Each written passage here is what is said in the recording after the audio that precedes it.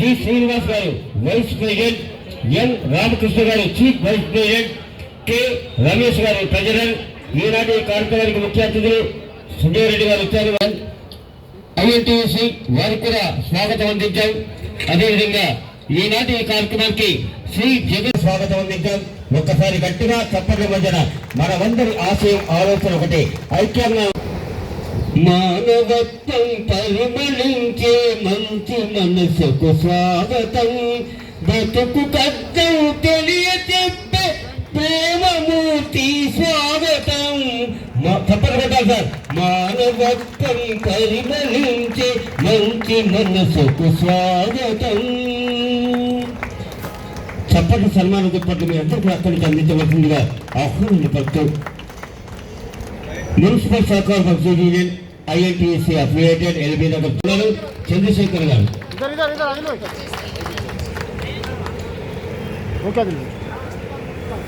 ధన్యవాదాలు సార్. విజయ్ కుమార్ గారు మాకు సోదర సమానం అన్నగారు రోజు ఫోన్లో మాట్లాడుకుంటున్నారు. ఎక్కడున్నా విజయాన్ని అందుకోవాల్సిందిగా ఒక్కసారి గట్టిగా చప్పట్ల మధ్యన శ్రీ విజయ్ కుమార్ యాదవ్ గారు వైస్ ప్రెసిడెంట్ INTUC. జయం నిశ్చయం మనందరికి విజయం.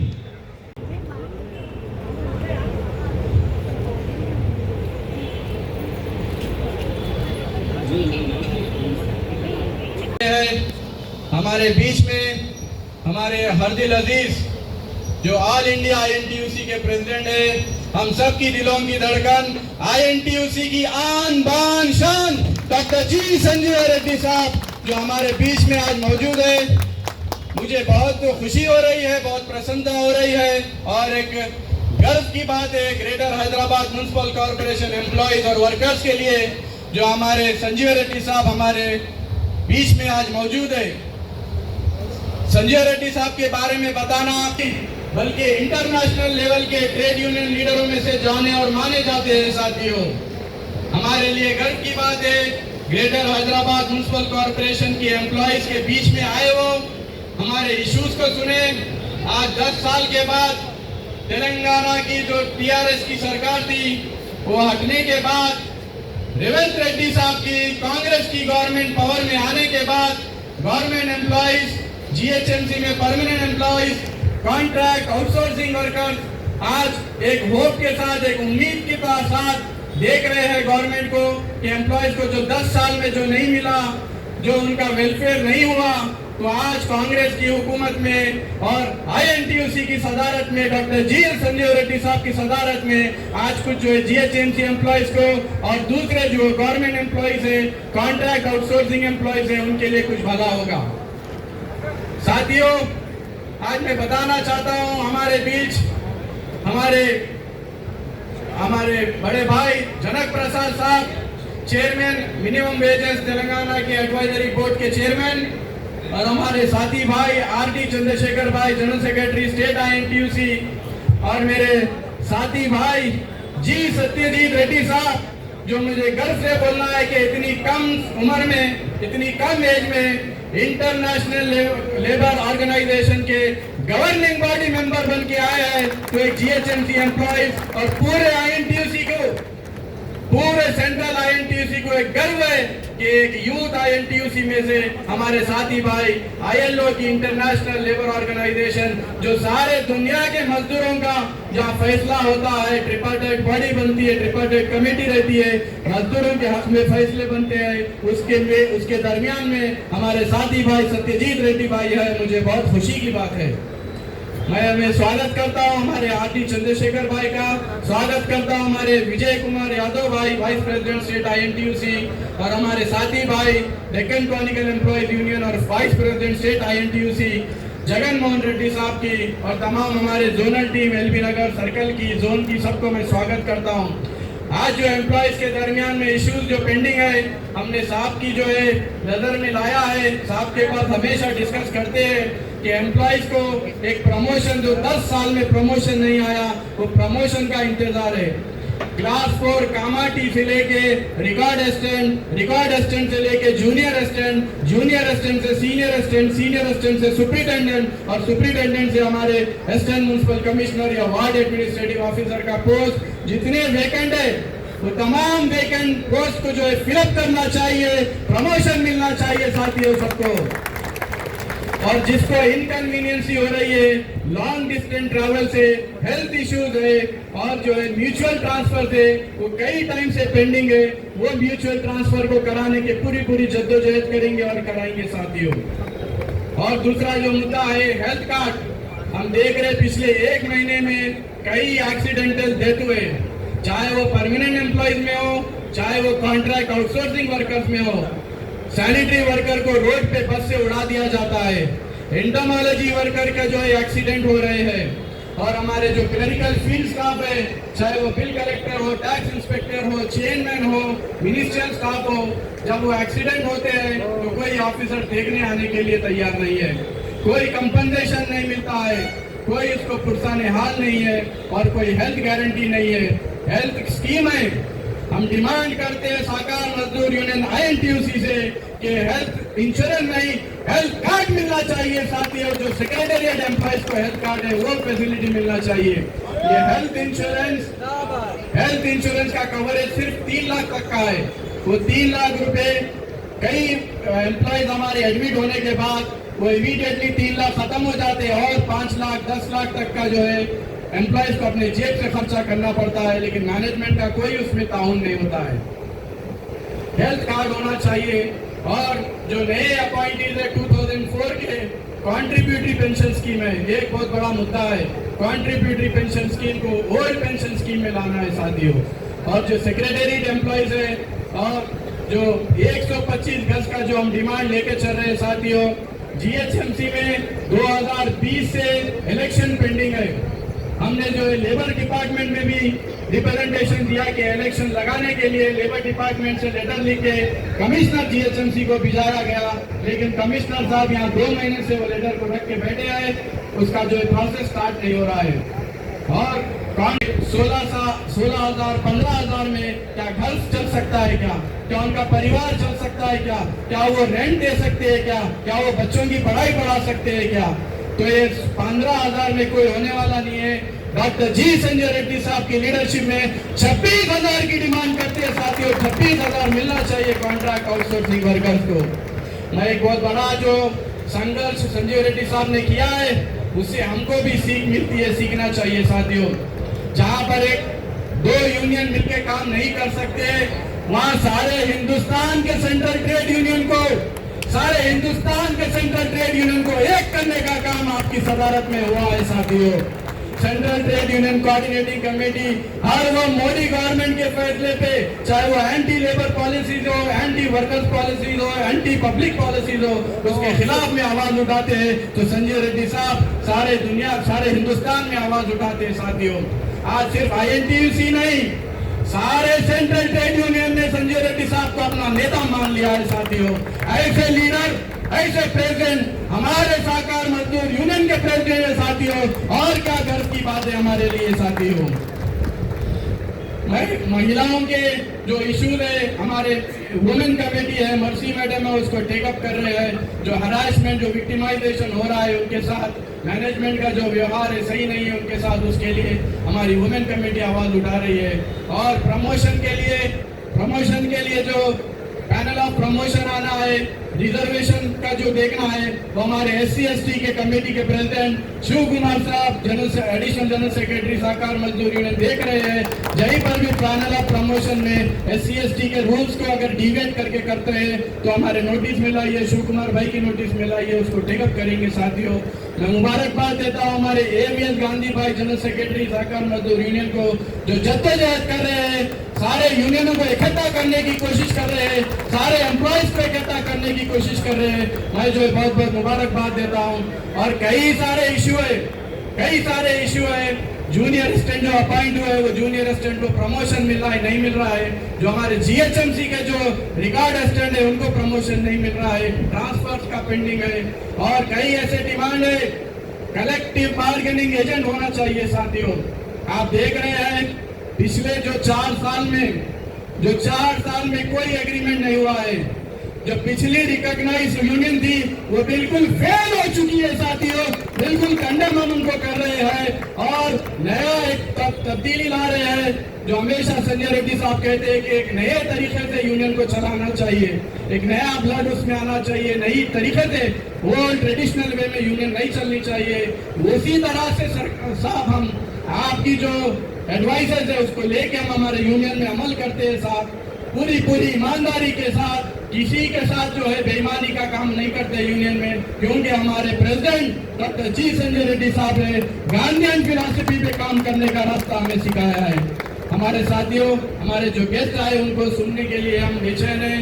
मैं हमारे जनक प्रसाद साहब जो चेयरमैन है मिनिमम वेजेस एडवाइजरी कमेटी के, उनके साथ हमारे यूनियन मेंबर्स कमिश्नर साहब को रिप्रेजेंटेशन दिए, मेमोरेंडम ऑफ डिमांड सबमिट करें। उसमें पहला था कि जो ट्रांसफर्स है वो ट्रांसफर्स को जो है इंप्लीमेंट करना चाहिए। స్కిల్డ్ ఎంప్లాయీస్ ఎవరైతే ఉన్నారో వాళ్ళకు దానికి అనుగుణంగా ఇంకా శాలరీలు పెంచాలి।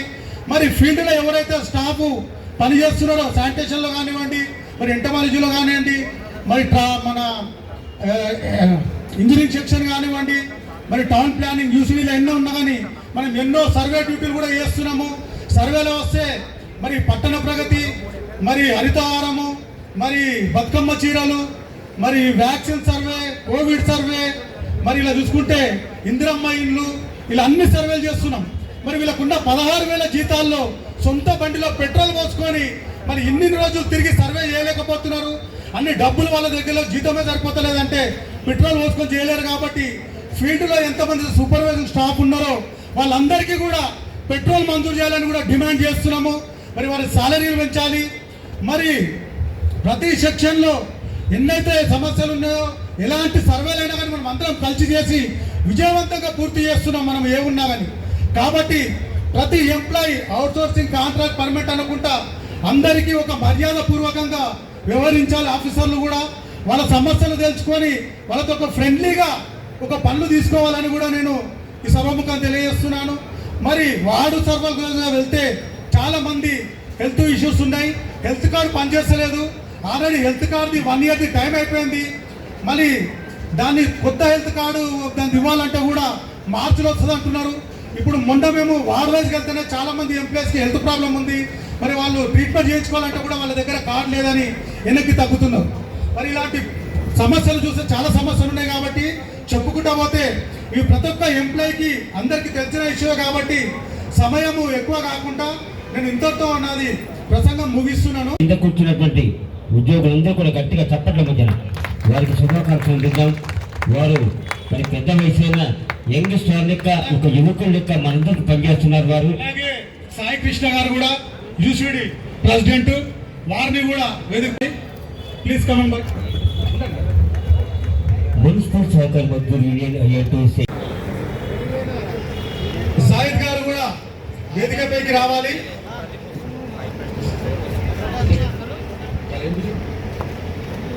బిల్ కలెక్టర్ విజయ్ గారు కూడా వేదికపైకి రావాలి।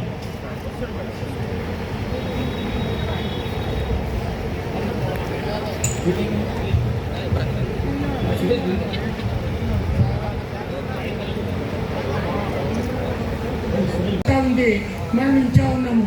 మున్సిపల్ కార్పొరేషన్ ఫైనాన్షియల్ క్రైసిస్లో ఉంది।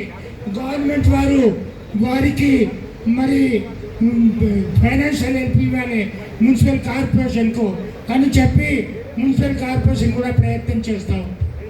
ఇక కార్మిక సమస్యలు చాలా ఉన్నాయి, స్నేహితులంతా కూడా చెప్పారు ఏమేమి సమస్యలు ఉన్నాయి, అవుట్సోర్సింగ్ అని, మరి వర్కర్స్ అని, ఇన్కమ్ ట్యాక్స్ అని, ట్రాన్స్ఫర్స్ అని, లేక ప్రమోషన్ అని, ఇంకా వేరే విషయాలను కూడా ఎన్నో విషయాలు చెప్పారు, రాతపూర్వకంగా కూడా ఇచ్చారు।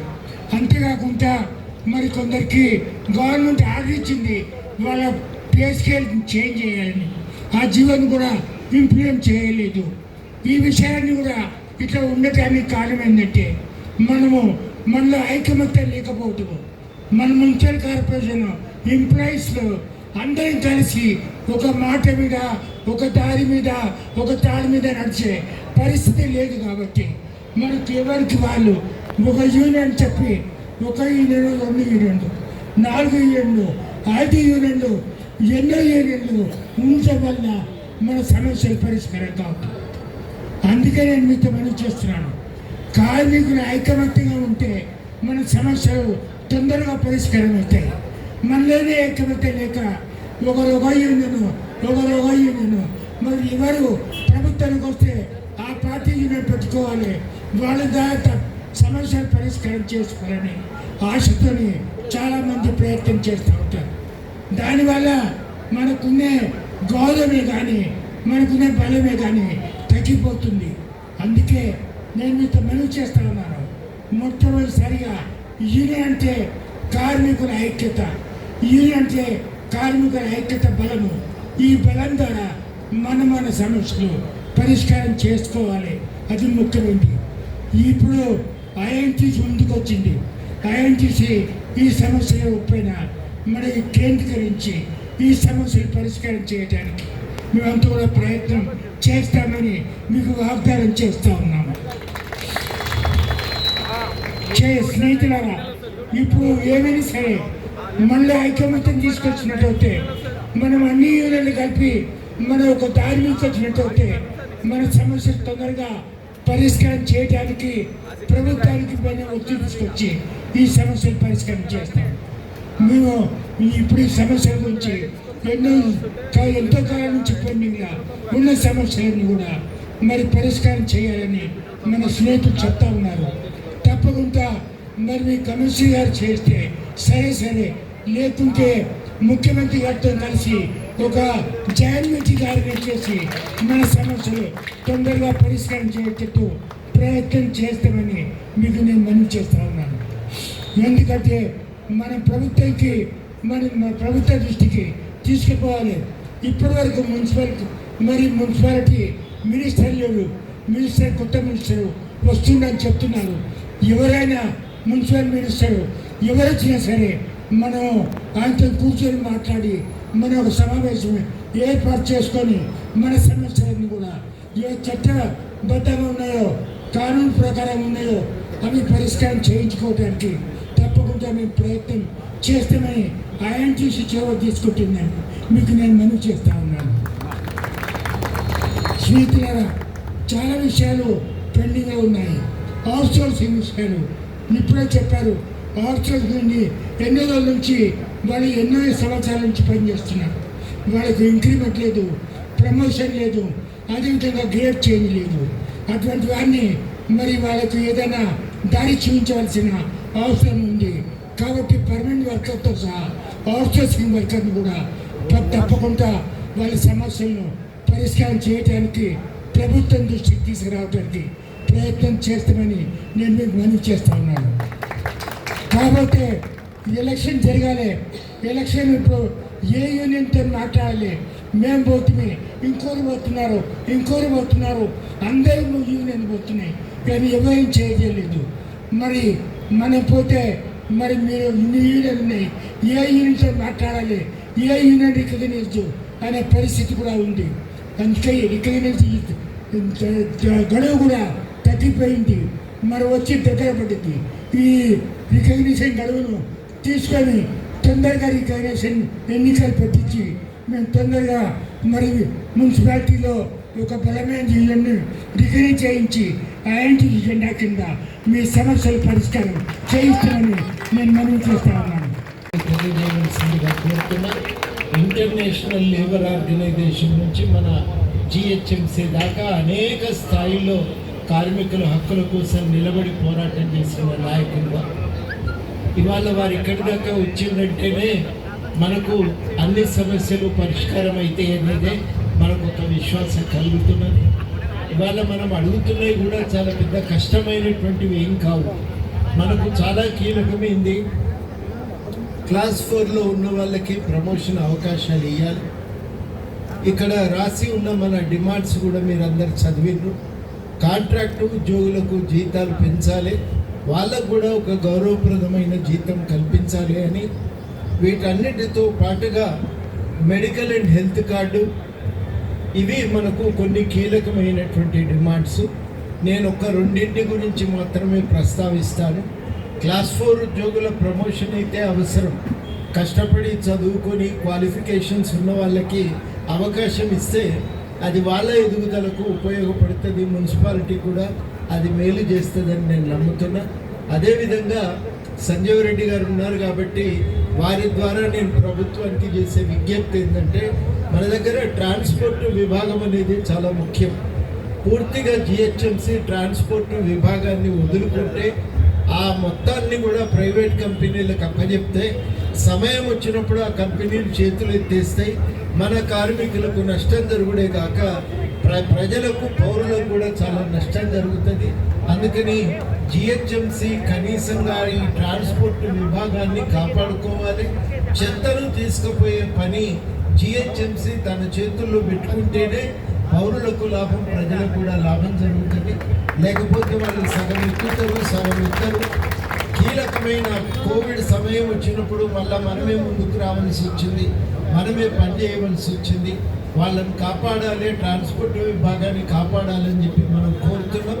అదేవిధంగా అందరికీ కూడా హెల్త్ కార్డు అనేది చాలా కీలకం. ఆ హెల్త్ కార్డు కూడా సౌకర్యం కల్పించవలసిందిగా విజ్ఞప్తి చేస్తున్నాం. ఒక హేతుబద్ధమైన ట్రాన్స్ఫర్ పాలసీ ఉండాలి జిహెచ్ఎంసీలో.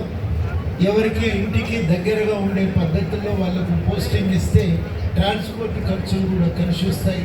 కార్మికులు కూడా సకాలంలో పొద్దున్నే డ్యూటీకి రావటం సాధ్యమవుతుంది. ఈ అవకాశం కూడా కార్మికులకు కల్పించాలని మన దాంట్లో కూడా మనం పొందుపరచడం. ఈ డిమాండ్ల సాధన కోసం మరి గట్టిగా నిలబడాలి. ఆదిల్ షరీఫ్ గారు గట్టిగా నిలబడేటువంటి వ్యక్తే, వారు ఉన్నారు. కానీ మన శ్రీనివాస్, ఆకుల శ్రీనివాస్ కూడా అందరి కార్మికుల సంక్షేమం కోసం చాలా సీరియస్గా రేం బగళ్ళు తిరిగేటువంటి వ్యక్తే, సామర్థ్యం ఉన్నటువంటి వ్యక్తే. మరి వీళ్ళందరూ కూడా కలిసి గట్టిగా నిలబడి రేపు మన న్యాయాన్ని సాధించుకోవాల్సి ఉంది. ఆ న్యాయాన్ని సాధించుకోవటానికి మనమందరం కూడా పూనుకుందాం. మనం జిహెచ్ఎంసీ బతకాలే, ఎదగాలని కోరుకుంటున్నాం. జిహెచ్ఎంసీ ఎంత బలంగా ఉంటే పౌరులకు అన్ని సేవలు అందుతాయి. అన్ని కార్యక్రమాలు వీలైనంత వరకు జిహెచ్ఎంసీ నేతృత్వంలోనే జరగాలని కూడా మనం కోరుకుంటున్నాం. ఆ జిహెచ్ఎంసీ కార్మికులకు కనీస వేతనాలు కూడా అందాలని చెప్పి మనం కోరుకుంటున్నాం. మనలాగా జిహెచ్ఎంసీ గురించి ఆలోచించి లోతుపాతులు తెలిసి పనిచేయగలిగే వాళ్ళు లేరు కాబట్టి ఇట్లాంటి యూనియన్లు మనం నిలబెట్టుకోవాలి, ఆదరించాలి. కార్మికులకు మేలు చేసే లక్ష్యంతో దీనిపై మనం దృష్టి పెట్టి నిలబెట్టుకోవాలని చెప్పి ఈ సందర్భంగా మీ అందరికీ కూడా విజ్ఞప్తి చేస్తూ, మరి ఆలస్యమైన నాకు ఈ అవకాశం ఇచ్చినందుకు కృతజ్ఞతలు. మా మిత్రుడు ఒక ఆయన మొన్న 2 ఏళ్ల క్రితం చనిపోయిండే, ఆయన యాదిలో ఇవాళ మీటింగ్ ఉండే. ఆ మీటింగు తప్పకుండా పోవలసి వచ్చింది కాబట్టి నాకు ఇక్కడ కొంత ఆలస్యమైంది. మీరందరూ కూడా అర్థం చేసుకొని సహకరించినందుకు మీ అందరికీ కృతజ్ఞతలతో ఈ సమావేశాన్ని ఇంత విజయవంతంగా నిర్వహించినటువంటి మజ్దూర్ సార్ भी इश्यूज पेंडिंग है, जो प्रमोशंस 10 साल से पेंडिंग है. क्लास 4 एम्प्लॉयज से लेके असिस्टेंट म्यूनसिपल कमिश्नर और वार्ड एडमिनिस्ट्रेटिव ऑफिसर तक प्रमोशन मिलना चाहिए. क्वालिफाइड क्लास 4 एम्प्लॉयज़ को जवान और रिकॉर्ड असिस्टेंट मिलना चाहिए. और जो ट्रांसफ़र इश्यूज़ है वो ट्रांसफ़र इश्यूज़ को हेल्थ ग्राउंड पे, म्यूचुअल ग्राउंड पे जो है लॉन्ग डिस्टेंस के वो इमीडिएटली सेटल करना चाहिए. कॉन्ट्रीब्यूटरी पेंशन स्कीम के जो है जीएचएमसी एम्प्लॉयज़ है उनको ओल्ड पेंशन स्कीम में लाने के लिए प्रयास कर रहे हैं. और बहुत सारे डिमांड है. जीएचएमसी में 2020 से इलेक्शन पेंडिंग है, डीओ है. हमने ये कांग्रेस की गवर्नमेंट आने के बाद लेबर कमिश्नर को रिप्रेजेंटेशन के दिया कि जीएचएमसी में 4 साल से रिकॉग्नाइज यूनियन नहीं है, जिसकी वजह से बहुत सारे एम्प्लॉयज़ के इश्यूज़ पेंडिंग है. हम डिमांड करते हैं कि जीएचएमसी में इलेक्शन लगाए. और मैं उम्मीद के साथ करता हूँ जब कभी भी जीएचएमसी में इलेक्शन लगेगा, म्यूनसिपल सहकार मजदूर यूनियन INTUC डॉक्टर जी संजय रेड्डी साहब की लीडरशिप में थम्बिंग मेजॉरिटी के साथ यहाँ पर जीत कराएंगी. और जीएचएमसी एम्प्लॉयज़ को जो 10 साल से जो नाइंसाफ़ी हुई, 10 साल के नाइंसाफ़ी ख़त्म करते हुए जीएचएमसी एम्प्लॉयज़ का वेलफेयर होगा. शुक्रिया जी.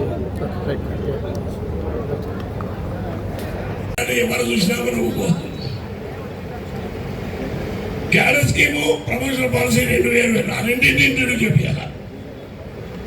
ఇంకొక ప్రధానమైనది ఏంటంటే మినిమం వేజెస్. కేసీఆర్ గవర్నమెంట్ 13 సంవత్సరాలు మినిమం వేజెస్ పెంచలేదు. ఆనాడు కేసీఆర్ గారు పారిశ్రామికవేత్తలతో కుమ్ముకై వాళ్ళ జీతాలు పెంచకుండా మొత్తం కార్మిక వర్గాన్ని నిర్వీర్యం చేశాడు. మన ముఖ్యమంత్రి రాష్ట్ర అధినేత అయిన తర్వాత మినిమం వేజెస్ 1,25,00,000 మందికి పెరగలేదు, ఎట్టి పరిధిలో పెంచాలి అనే దృఢ నిశ్చయంతో కార్మిక రంగంలో ఉన్న నాకు minimum wages board chairman Sanjeeva Reddy గారి ఉత్తరం మీద దయ వల్ల నాకు ఇచ్చాడు. కాబట్టి ఎవరైతే నాకు ఈ పదవి అధికారమో వారిని బలోపేతం చేసిన బాధ్యత, వారి కుమారుడు సత్యజిత్ రెడ్డి గారిని కూడా బలోపేతం చేయాలి. అంటే కార్మికులకు మేలు చేయాలి. కార్మికులు మేలు చేయాలంటే మినిమం వేజెస్ ఇవాళ ఉన్నటువంటి ధరలు నిర్ణయించుకొని వాళ్ళ సర్వీస్ దృష్టిలో పెట్టుకొని వాళ్ళ లివింగ్ కండిషన్ చూసి వాళ్ళు ఎంత భోజనం చేస్తారు, వాళ్ళ హౌస్ రెంట్ ఎంత, అవన్నీ దృష్టిలో పెట్టుకొని నాకు ఒక నమ్మకం 100 రోజుల లోపల జీతాలు పెంచే బాధ్యత మాది. ఆల్మోస్ట్ ఆ ఎక్సర్సైజ్ అంతా అయిపోయింది. ఒక్కసారి సీనియర్ ప్రభుత్వ అధికారులతో మాట్లాడి ముఖ్యమంత్రి గారి దగ్గర పోయి మాట్లాడి జీవోలు ఇప్పించి గెజిట్ పబ్లికేషన్ చేసి ఇంప్లిమెంట్ చేయాలని ఆలోచిస్తాను. మీరు ఒకటే చేయాలి. హైదరాబాద్ సిటీలో మున్సిపల్ ఎంప్లాయీస్ సంఘటన ఉంటే రేపు జిహెచ్ఎంసీ ఎన్నికల్లో మేయర్ కూడా మన వాళ్ళు గెలిచే అవకాశం ఉంది. మేము ఇప్పుడే సత్యజిత్ రెడ్డి గారితో మాట్లాడినా, సంజయ్ రెడ్డి గారి నాయకత్వంలో ముఖ్యమంత్రి కలిసి అయ్యా హైదరాబాద్ 150 డివిజన్లు ఉన్నాయి, మున్సిపల్ కార్మికులు స్ట్రాంగ్ ఉన్నారు, వాళ్ళ డిమాండ్ పరిష్కరించు, రేపు ఈ మున్సిపల్ కార్పొరేషన్ మీ చేతికి వచ్చే విధంగా చేసే బాధ్యత అప్పుడు